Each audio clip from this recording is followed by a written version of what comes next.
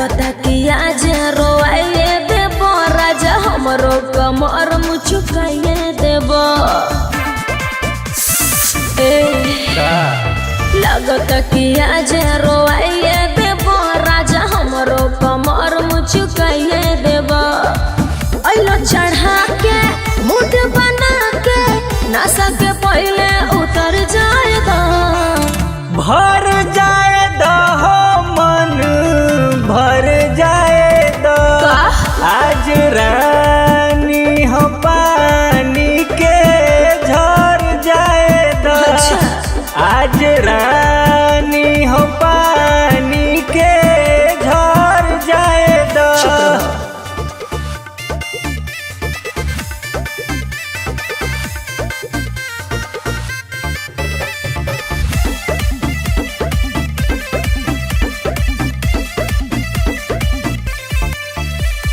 दिहलला सार हई सबर बदानवा उठता दर्द जैसे गोदाइल गोदानवा बुझल अरे ना हो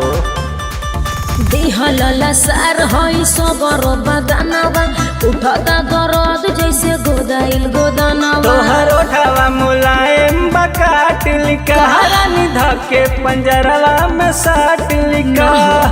मन के मना लो जाके नहा लो हमरो के तनी संभर जाए भर जाए हो मन भर जाए आज रानी हो पानी के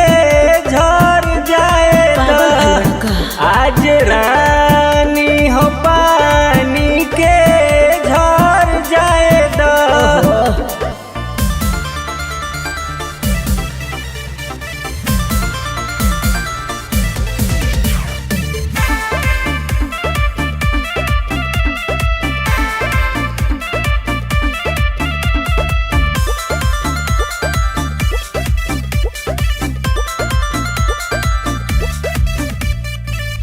ना ए राजा जी मीठा छोहाड़ा लागता न पैब तू फेरो दोबारा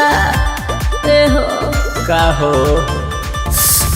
ना ए राजा जी मीठा छोहाड़ा लागता न पैब तू फेरो दोबारा बुझतानी हो भीतर हके फीलिंग रानी हखतहरू नाराज हम बुझतानी मुखिया पर जस्तु भैला हो हाबी मंटी देवरों के बहर जाए भर जाए हो मन भर जाए